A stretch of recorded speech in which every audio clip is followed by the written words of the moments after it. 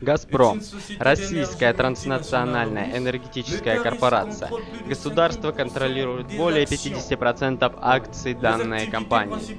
Основными видами деятельности «Газпрома» являются геологоразведка, добыча, транспортировка, хранение, переработка и реализация газа, газового конденсата и нефти, а также производство и сбыт тепла и электроэнергии. Крупнейшая компания в России по выручке по итогам 2015 года, по данным журнала «Эксперт».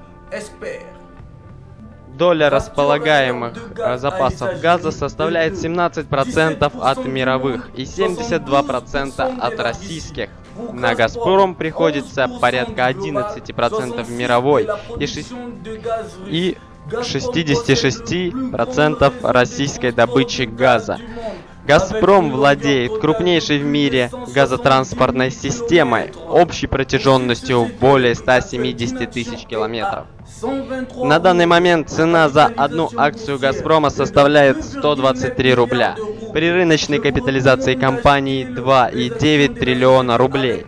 По отчетности рекомендую вам покупать эти акции с Take Profit на уровне 150 рублей и Stop Loss на уровне 114 рублей. Торгуйте с нами. С вами был Патрик Делакруа.